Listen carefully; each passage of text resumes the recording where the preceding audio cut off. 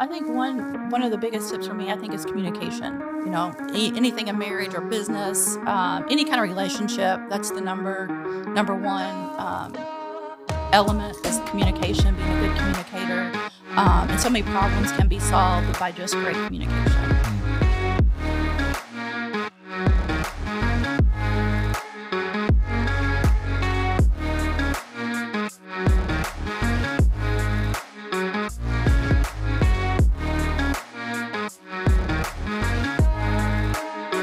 Welcome to another episode of the Culture-neer podcast. I'm your host, Gwaltney, and today we're in for a treat. I have Kim Gwaltney with me here today, mother of three, Nana to six, trusted advisor in my life, and my wife of almost 4 decades. So, Kim, welcome to the show. Thank you. It's great to be here. So this is going to be a little bit different today.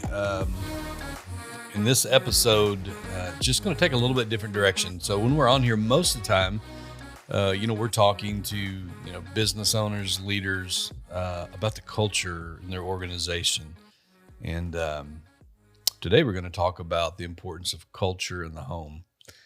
So this is where I thought that Kim could come in and kind of add maybe an objective opinion to this. And some insight. And so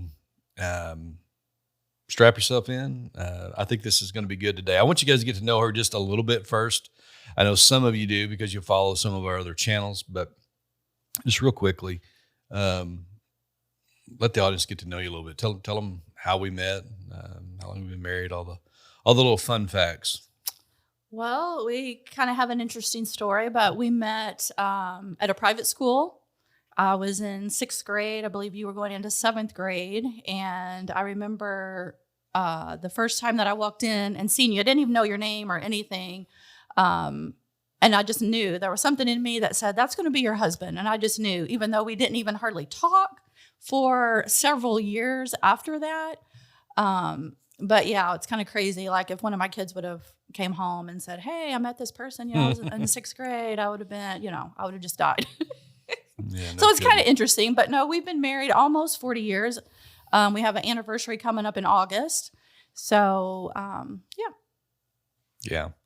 What a fun ride. I tell people all the time, so you're not old enough to have kids that old or to have grandkids. And they're absolutely right. I said, we got married as kids. We had kids as kids. And, we had kind of all grew up together. And that's funny, but factual. Yes. And, fortunately, they all turned out normal. Kind of like a fairy tale. Yeah, almost like a fairy tale. So, what's the most rewarding part of being a mom when, the grandkids call you Nana? I think one of the most rewarding things about being a mom, I know when you have kids or when you have a baby, you bring them home from the hospital and, one of the first things they do is, roll over, then they set up, and that's rewarding as a mom. But, and all those different milestones that they have, walking, all that. And I think sometimes even as a mom, we wish they're years away because we're always saying, oh, I can't wait till you walk. I can't wait to do this. And not realizing how fast time goes by. But I think having grown children, the most rewarding thing is seeing them flourish and walk into the thing that they're passionate about. The things that you heard them talk about when they were growing up in your house. I want to do this. I want to do that. And then seeing them walk into that dream. I think is one of the most rewarding for me as a mom. Wow. Yeah, that's so true. And as we talk about culture today too, I think also when you look at your own kids, most of the things that aggravate us about our kids as parents, I think, are when we see ourselves in them. They act a certain way and it reminds us of maybe our own struggle or our own failure or our own whatever. And if we're really honest, it's probably more about us than it is about them. But the flip side of that, of what you're talking about, is to see the fruit of like, you know what? I didn't screw all that up, Not only did we keep them alive, but maybe they actually learned something, and maybe there's some values that we passed along. And I would agree with that. Yeah, sure. I think, one thing too about being a Nana, my kids' grandma, they call me Nana, is, that's kind of, I've always heard people say that that's your reward for not killing your own kids. Oh, just kidding. Thank God I had 3 wonderful kids. We did.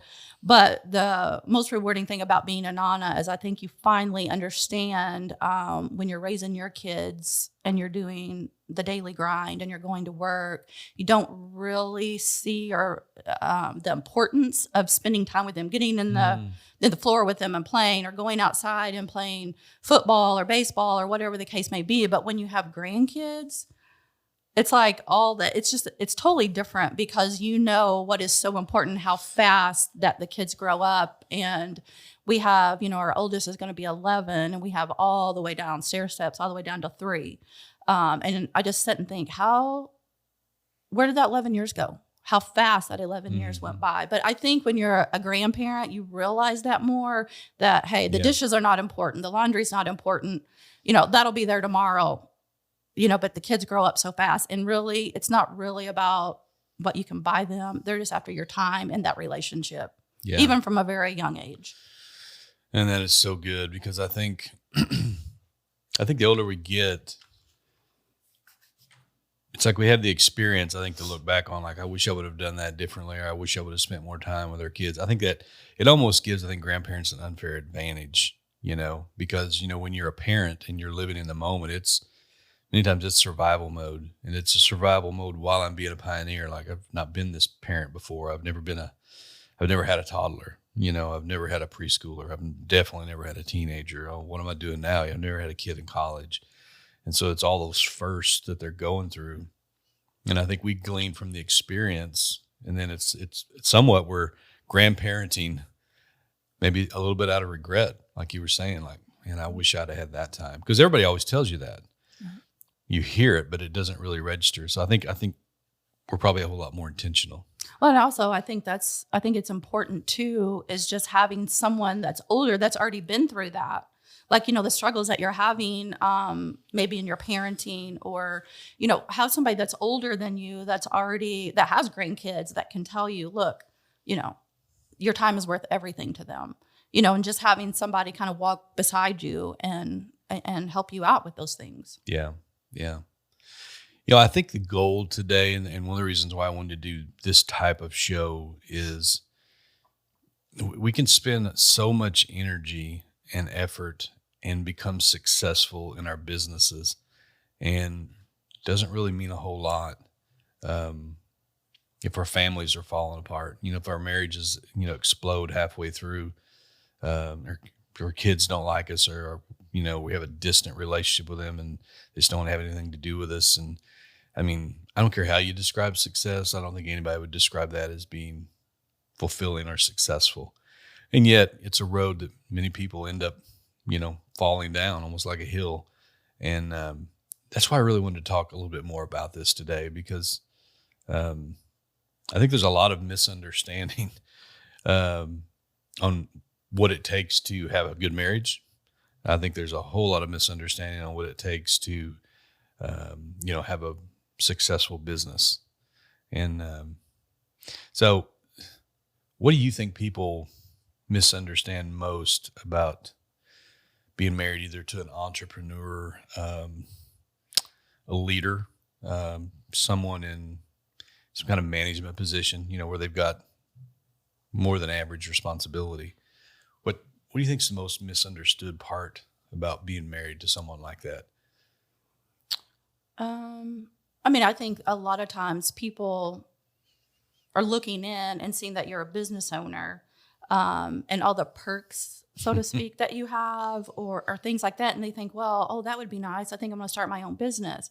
But they weren't there, when there was blood, sweat, and tears, and, it was totally different, then. They're just seeing the success of today. So,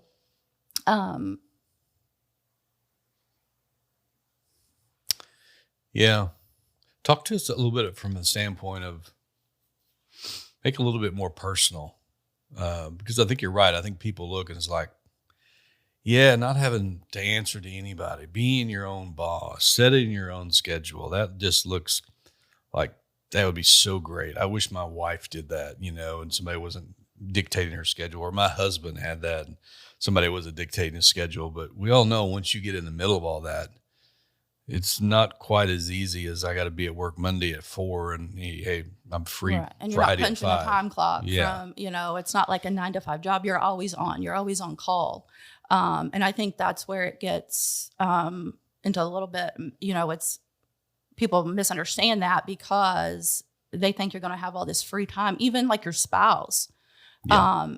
Because you are working a lot of extra hours, especially when you first start a business. I mean, there's times you're going to work 80 hours a week or more. I mean, you're always on. We have phones and all of that, I mean, anybody can get a hold of us at any given time.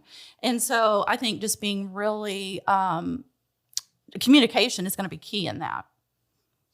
Yeah, I think sometimes at a glance, maybe there's a misconception if we're married to someone that's in that role. It's like, I want the perks of what I think I see people that are in business or management have, but I want the responsibilities of just being an hourly employee. And you really don't get both. And if you do, it's many years down the road to be able to get to that point. And I think that becomes a point of contention.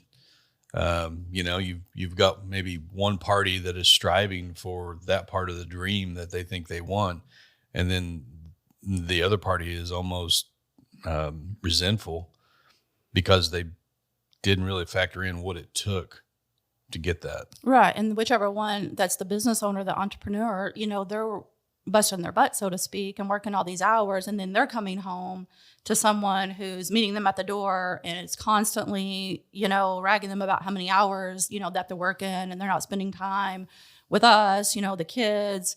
And so over a period of time, I mean, that person is really not going to look forward to coming home all the time, knowing that I'm out here trying to provide, for my family and better them, whether that's, they're trying to buy their first house, whatever the case may be. But then when they come home, they're constantly being put down and looked down upon because, of working so many hours. And it's a lot of hard work. It is. It's just not all fun and games.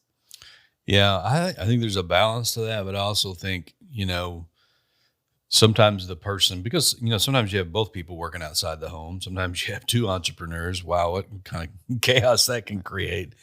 And then sometimes you have, one party, and it could be, the male or the female that is staying at home. But I think if you walk into the kind of environment you just described, there is a tendency for that person that is driven already and is trying to build something, and they're just a builder by nature. It's just kind of how they were created. They're a pioneer. Well, I think years ago too, I'll interject something here, is when we were first married and I was young, we were both young, and you were in a totally different profession, at that time. And it was actually more, I guess, something that you were called to do, that you were passionate about. And I thought as a young wife and mother that was just because you were so passionate about that. But really, when I understood that it's really your personality, because you're very driven, you're a pioneer, you're a visionary, all those things, because I just thought, well, you're just so consumed with that. But then when you move to a different profession and we started a business, I thought, well, he's not going to be like that. Because over here it was something you were passionate about. But really, you were the same way. And really, it was all about, that's just how you are. That's your personality, that, you're driven, you're a visionary. And so kind of understanding your spouse's personality, or the person that's, the business owner, or the, if you're in upper management, you got to understand that person's, personality as well. Yeah, that's good, because I think you probably describe the personality of most people that would say I'm an entrepreneur. Because honestly, that's really what it takes to have any kind of degree of success. I mean, you have to see the big picture. You have to be driven. You have to be willing to work hard. And so I think that's a real common challenge probably that people are having in their marriage. And what I was going to say a while ago too is I think if one party is having a lot of success and being celebrated at work, and then they're coming home and all they're catching is all their inadequacies, constantly reminded of the things that they're not good at, it's very easy for them to go deeper into their profession and spend more time there because it's there that they feel accomplished. It's there they feel celebrated. It's there they feel successful. And so, I think, there needs to be a strategy on because, you know, the other weakness is, I think entrepreneurs have more of a tendency to become a workaholic.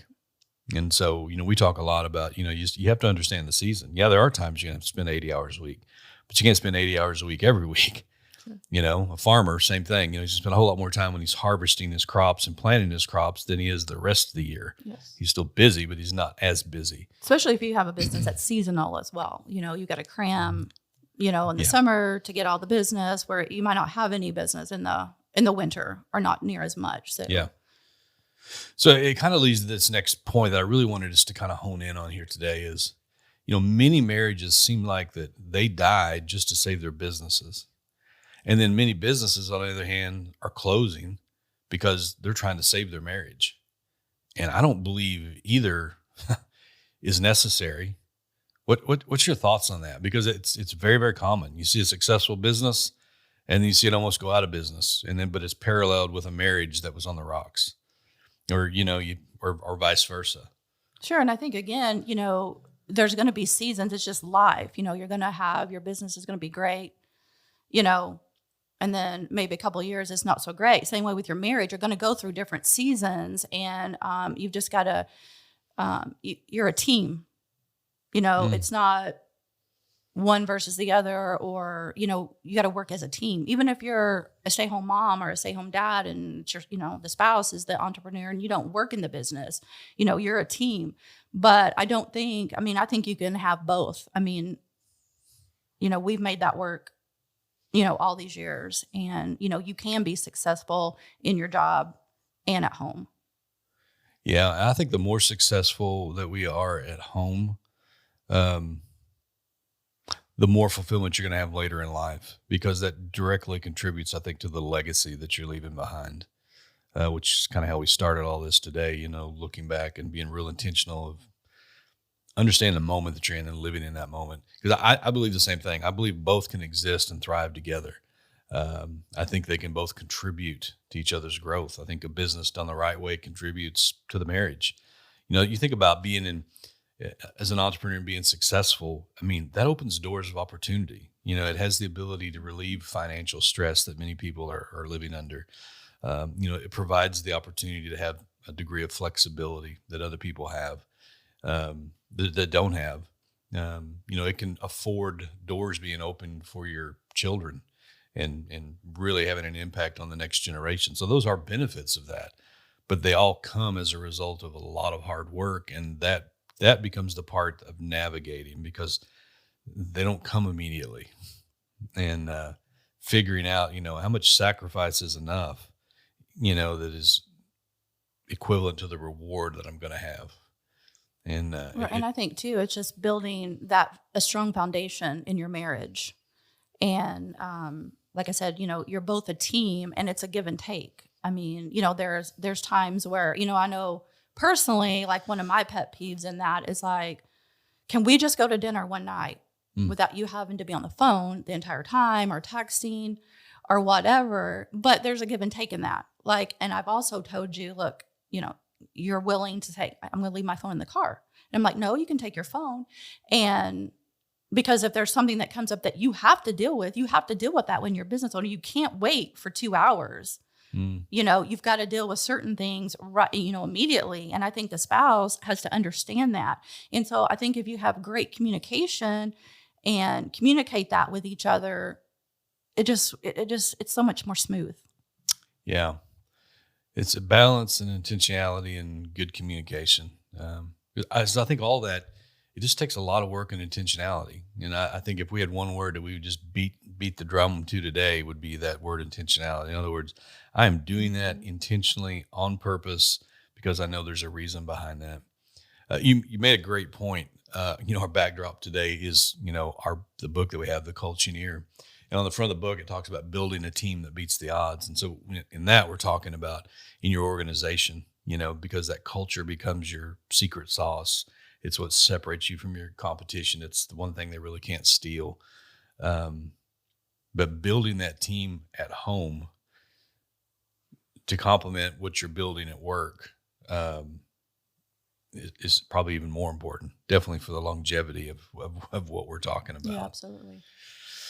So when we talk about culture, we talk about culture at work, culture at home. Understand again what culture is, guys. Culture is a shared belief system. It's a shared values. It's a common language that's being spoken. It's how a group of people, behave in a certain way. And the two most important cultures that all of us that are listening here today are moving in and out of on a daily basis is the culture you have at work and the culture you have at home. You think about that. If you simplified it, 8 hours at work, which if you're an entrepreneur, that's probably not realistic. And then 8 hours at home in a 24-hour day, there's 16 hours. And then you sleep 8 hours. And so you repeat that every day. You repeat that every week. You repeat that every month. You repeat that every year. And so that becomes like our life. And so we really need to be focused on creating some cultures that are really worth living in. And I know as a business owner, one of the things that we've tried to do is we realized somewhat early on that, we have a responsibility and there's also a benefit in really investing in the people that work for us and the things that are going on in their home life, because they don't change the hat when most of us don't do a really, really good job. If I've fought all night with my wife and yelled at my kids and kicked my dog, and then I just put my hat on and come to work, and at 8 a.m. I'm magically this person that is full of joy and optimistic and, just excited about life. And so we end up managing that stuff anyway. It's the same thing. You go into a toxic work culture where you despise the people you work with. Nobody wants to be there. Everybody's negative, talking about other people. They're bitter about their job. They feel like they're undervalued, underpaid. This is just a job. It's not a career. They don't do a really good job taking that hat off when they go home either. And, suddenly become Mr. Positive, great outlook on life, just showering love over everybody in their home. And so those worlds collide. I think that's why we're talking about what we're talking about, because we got to spend as much time, I think, building culture at home, whether it's a business owner trying to provide things or just as individuals being in a business, being intentional about that when we go home. Talk to the audience a little bit about that. Well, I think one thing that I've been thinking about this a lot lately that's really kind of lost talking about building culture in our home is, again, it all goes back to mostly a lot of screen time, even our kids, on the screens all the time. And just building like traditions, for our family. And I remember when I was growing up, I would go to grandma's house on a Sunday afternoon, on Sunday dinner after church. And we would all sit around the table. Nobody had phones at that time. And everybody would communicate, talk, ask questions, how was your week? What are you dealing with? I mean, really life-changing conversations. Yeah. And I think we need to get back to just the basics and the fundamentals of that and creating that culture. And that's a good way to start, because we don't even have dinner around the table anymore most of the time, because maybe we're gone, our spouse is at home, we sit in front of the TV with our kids, let them meet at the coffee table, and we don't really sit down and have dinner anymore, which I think is so beneficial. Yeah, I look back as you say that, and it's always been said that the older you get, the smarter your parents become. And there's so much truth in that. And it just dawned on me that even as growing up, I remember that even though we had television, we watched a lot of television in our home.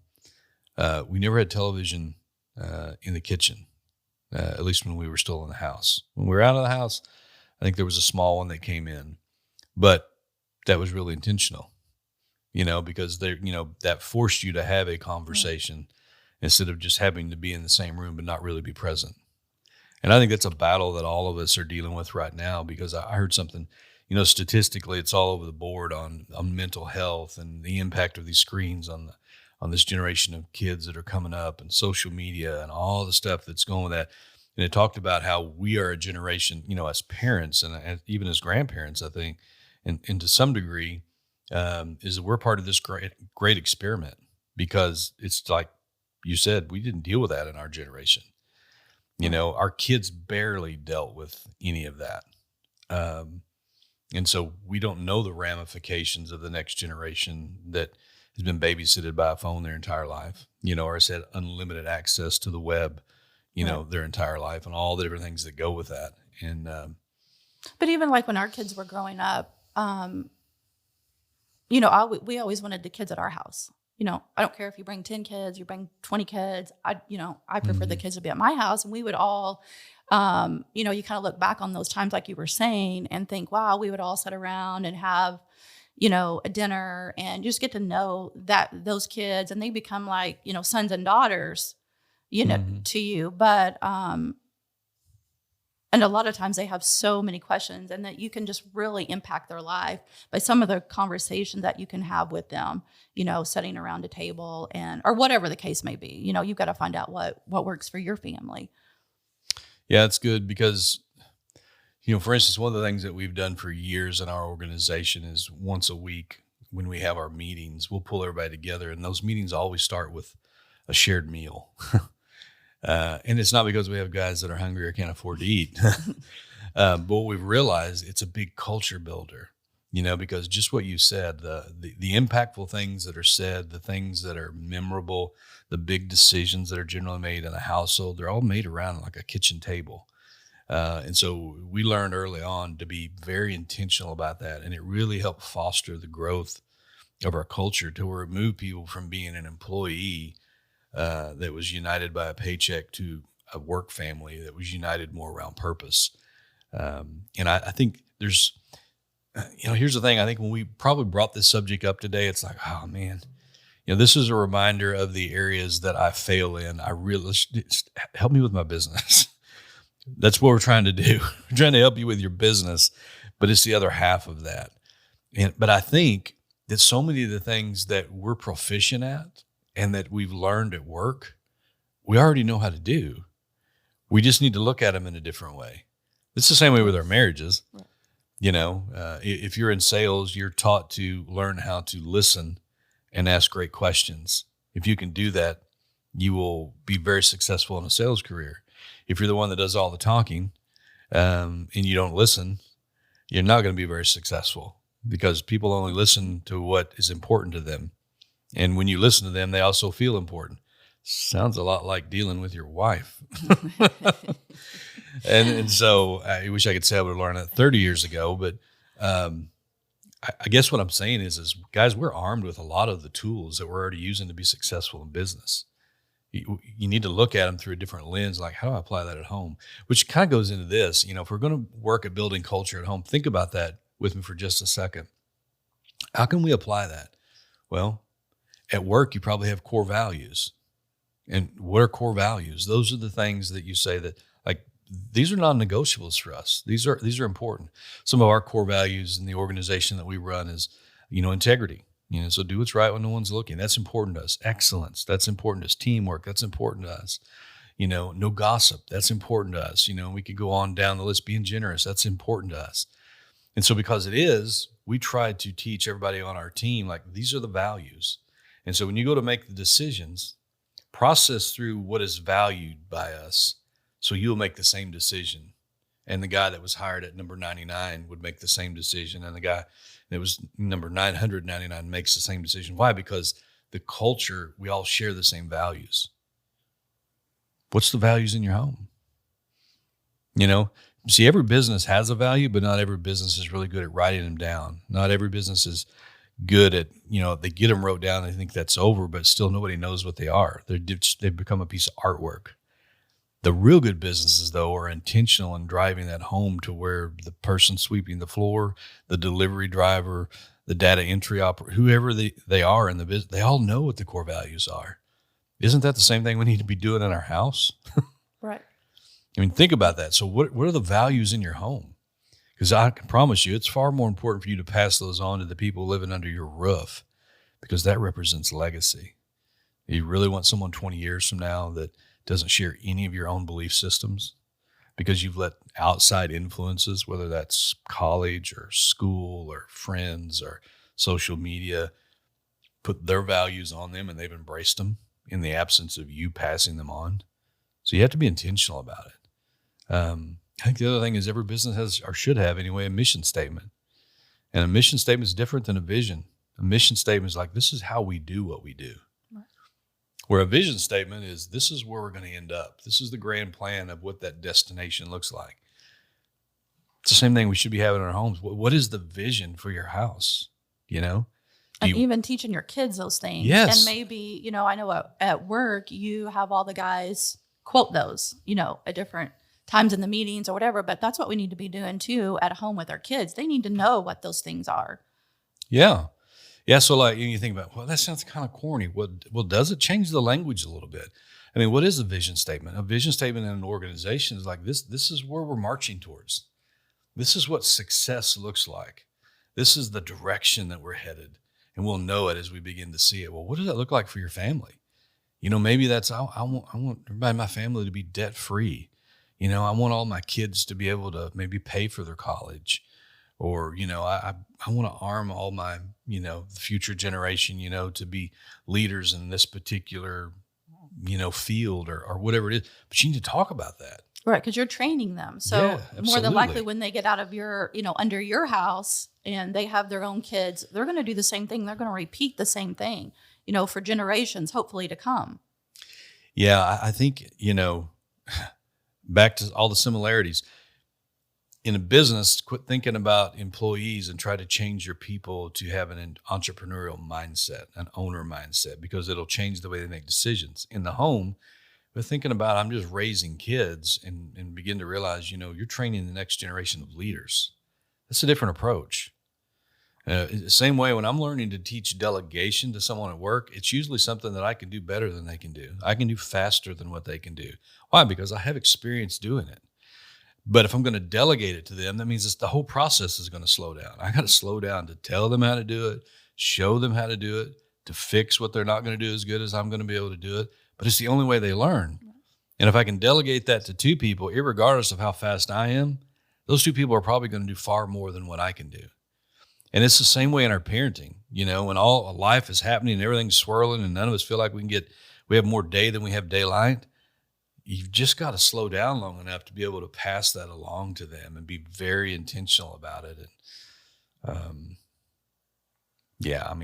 we could camp out here, but I think you should be asking yourself, guys, what is your vision of your culture at home? What is your mission statement, so to speak, for your family at home? There's a certain way we do things. You ever heard like, well, Johnny's parents let them do that. And, the common response would be, well, I'm not Johnny's parents. And what are they really saying? Like, we have a way of doing things around here that is in line with the values of our family. So I don't need to tell you, why they're so wrong. You just need to realize why this is the way we do it. That's kind of like a mission statement. Everybody can compete in business, but they choose to do business a little bit differently. How are you choosing to conduct yourself at home in that culture? Which I love. Lately I've been watching our kids when we go out to dinner. We were just on a vacation, and I really love, like, when we were all at dinner, our kids were telling their kids that were wanting the phones or whatever. No, you're going to sit and talk. I just love that. I love that because they're teaching them at a very young age that, you need to have conversation. And not too long ago, we were in Kentucky, and this one family we had never met had us over for dinner. And I was just so blown out of the water. They had, I don't know if it's 3 kids. They have more kids, but there were only 3 of them, I think, at home, 3 or 4. And they weren't that old. One of them, I think, was maybe in college, but the other ones were younger. And how involved they were. Like when we sat down at their table to have dinner with them, how they pulled their kids into every conversation with the adults. Like they just didn't push them to the side. They were involved. They involved them in all the conversation that we were having, you know, where they had input and just teaching them how to have a conversation with adults. And I don't know. I really like that. I loved it. Yeah. I remember that. It had the same impression on me. And actually, for some of you that are listening, Kent Evans, a gentleman, and he has a podcast. I think the name of that podcast is I think it's the manhood journey, or maybe it's the fatherhood journey. But his whole focus is on how to be a great dad and father. I mean, we've seen that kind of up close and personal by being in his home, and it was a real testament of the investment that he had made, in his family. Which is so weird because we think now that's abnormal. Because I was so blown out of the water by that. Because when that should be the norm, not something that we think is, wow. You don't see that very often. It shows you, I mean, not to take anything away from what they were doing, but it's kind of how low the bar has become in our country that those kind of things, really stick out. It's kind of sad. So I want to talk a little bit about numbers here before we get out of here today, because if you're in business, and you're in sales, you know your close rates. If you're in business, you probably know your numbers. Some of us maybe know them better than others, but why? Because those numbers are how you manage your business. They kind of tell you the health, what's working, what's not working, where I should invest, where I shouldn't invest. But here's a great question. Do you know the numbers regarding marriages today? When we're talking about building a winning team, and having a business that thrives and not having a marriage that doesn't, or a marriage that thrives and a business that has to fail because we haven't figured out balance in between and we're having to choose between one or the other. Guys, you don't have to choose, but you do have to be intentional and you have to be willing to put in a lot of hard work. But I thought maybe these numbers would maybe catch our attention. Statistics show that 1 out of 2 marriages in the United States right now will end in divorce. And you think about that. There's a 50% failure rate for people that are going to get married. Do you think a failed marriage would have a positive impact on your business? I think all of us know the answer to that. Just like it would be hard for a failed business to have a real, at least immediate positive impact, on our family. Well, those numbers don't get any better if you try it the second time. The divorce rate for people that have been married the second time is, 60%. The people that try it the third time, it's 73%. The end in marriage. So a healthy marriage is super important for your mental state of mind and for your physical, so your physical health, as well as for your children. And so it's this whole thing of coming back and realizing, I can't just put these things on cruise control and hope that they just work without being willing to make an investment. I mean, that's about as dumb as going out and buying a new car and like, well, it's new. Well, how long have you had it? Well, I've had it a year. Well, how many miles are on it? Well, 26,000. Well, how often do you change the oil? Well, never. It still runs. I mean, why would I? And we know well, that's stupid. As much money as you would have paid for that, why are you not trying to maintain it before there's a problem? And yet it's like we almost have that kind of attitude towards our marriage and our home life. Would you agree with that? Oh, yes, absolutely. It's really kind of crazy.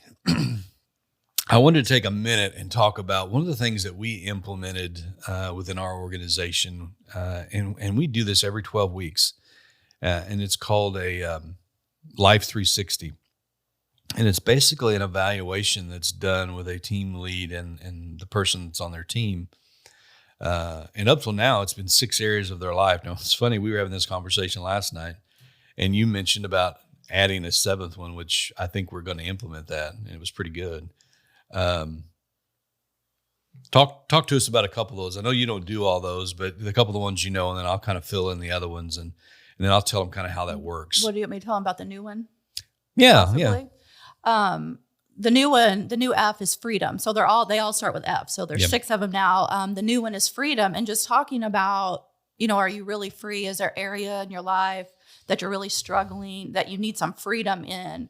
And just kind of discussing those and giving them books and some guidance on how to be free from whatever it is. It could be an addiction. It could be a workaholic. It could be all across the board, but just how free are we really? So that 360 evaluation, because I know some of you are taking notes right now, because when we talk about this, it piques a lot of interest. We use this almost as almost a wellness check. And so the people that are taking this survey or evaluation are doing it on themselves. And so like Kim was saying, right now there's 6 areas. They all begin with F for us. I'll give you some of them. How are you doing in the area of your fitness, in the area of your finances, even like something like in the area of fun. And so there's 6 of them. And then they'll evaluate, well, I'm in the area of fun in our life, on a scale of 1 to 10, I'm at a 3 right now. Life's kind of boring. I'm too busy. Or 1 may be in the area of their finances. I'm a 2. In the area of fun, maybe they're a 9.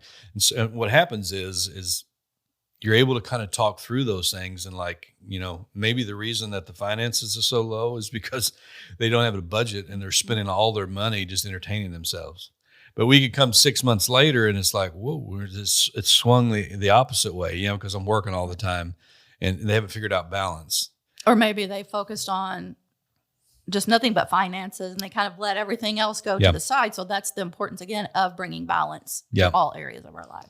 And so it's almost like a wheel. You know, if you take a wheel, it can look okay at a glance, but if it's out of balance, it rides rough, it wears prematurely, you know, it eventually will blow out. And it's kind of like the same way with our lives. And so as an entrepreneur, we take that information and it's like, okay, what can we offer our team maybe that would help them? And so like one of the things we've done in the past is, you know, for finances, because we know that's, if you've got people that work for you that can't manage their money, you will never, ever pay them enough. I promise you, because they will always think they have a money problem because they have more month than they have money. And yet you have an advantage of knowing, like, I know this person who makes a third less than what they do, has a savings account, a retirement account, you know, and lives stress-free. What's the difference? It's how they manage their money. So you could pay somebody $110,000 a year, but if they're spending $120,000, you're probably not going to keep that person. And the reality is the challenge is not really yours. But the problem is because you're going to have to pay to replace them again. And so, you know, we took everybody through a book one time on finances and on budgeting. And then at the end of that, we brought in a financial advisor. Like, listen, if you guys don't have a financial advisor, here's one here that we trust. And just to kind of expose them to, you know, different resources that will be able to help them in their life, because they may not have seen that modeled. That may not have been taught to them. And a lot of times that is the case. You know, I remember when we were dealing with this, people will look and say, well, I thought you were a roofing company. Really? You know, I think your phrase is we're a leadership development company that just happens to provide roofing. Home improvement because services. it is so important providing your team members with these. Just resources. Right. Yeah. Yeah. So we try not to be too intrusive about it. And we tell people, actually, we'll use this in the final interview. And one of the things that I will say, because we do things a little differently in our final interview at our organization, we invite the spouse to dinner. And it's like, okay, we're at the final juncture here. This is really not a hiring process for us. It's a selection process. And so we're not looking for somebody looking for a job. We're looking for somebody looking for a career change. And so we really want to make sure we've had all these interviews up to this point to make sure that you know exactly what you're about to commit to. And we want to know exactly what we're getting. And it's in that final interview that we'll actually do this little exercise together with a husband and wife. And I'll tell them, listen, if this seems too intrusive and personal, we are not the organization for you, because we're going to do this over and over again. You know, I don't need to know how much money's in your bank account, but, you know, I also don't want to hire somebody that doesn't even have an emergency fund, because the first time something in life goes wrong, I'm not going to have the same person at work, and they may not be able to survive. And I've invested 6 months into them, and I'm not even going to start getting that payback to probably the 2-year point. Which is so funny when we're out doing that, you know, and you can tell, like, most of the couples, they've never talked about these things in their life, which sometimes, how long have you been married? And we, you know, that goes back again to how important, you know, premarital counseling is and all those issues, and just the difference in how you both were raised. But you can just see it kind of just opens up something, because they kind of look at each other and like, I don't know. Are we fun? Are we not fun? Do we have friends? We don't have friends, you know? It's just interesting because it's all across the board. Yeah, for sure. Well, we're going to have to land this plane, but let's give the audience just a few tips to, you know, help with their family. I'll give one here, and then if you want to jump in, I think one of the things, you know, is just be committed. You know, building a startup, building a business, managing people, it all requires a bunch of hard work. And without a sense of commitment, it's difficult to achieve any kind of success. So, in marriage, same thing. You know, it's a roller coaster, just like business, and it requires commitment to make it work.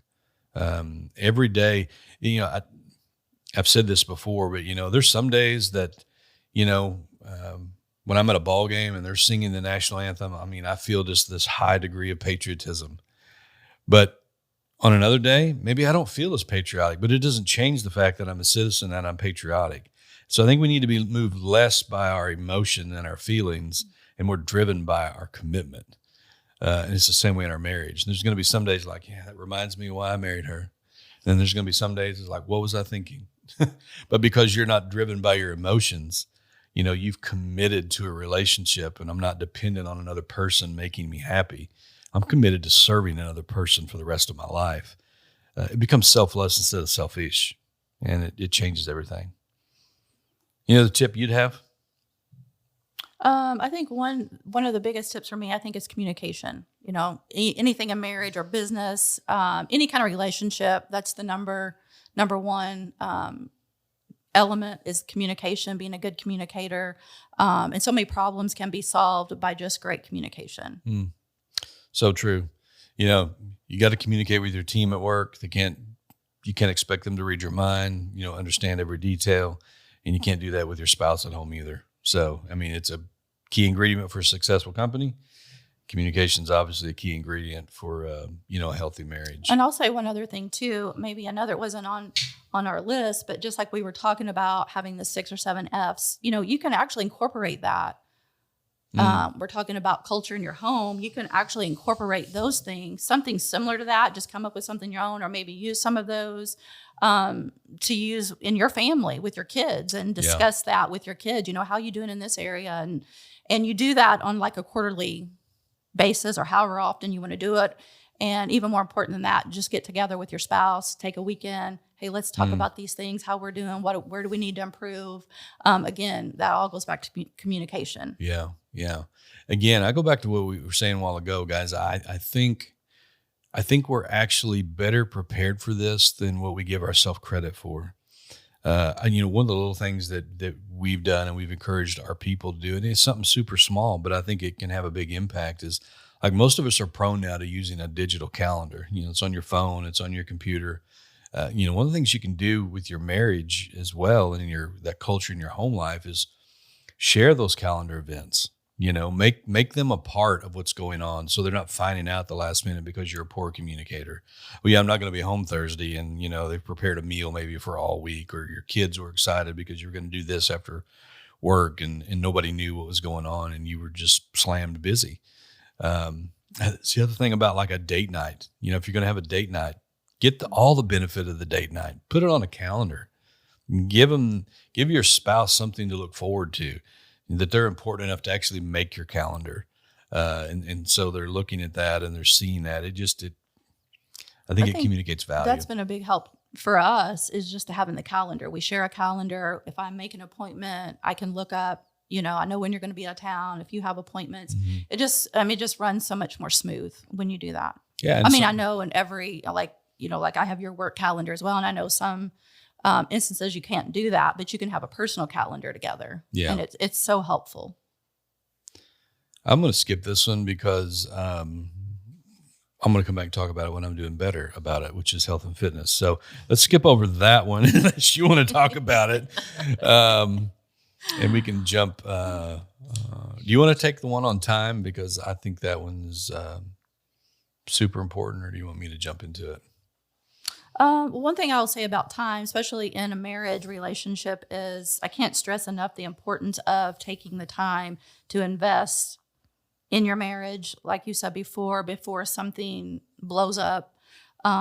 But just taking a weekend, whether that's, once a year, every quarterly, or whatever works for you guys, or every 6 months, and just spend the time and money and really invest, in a weekend for your marriage.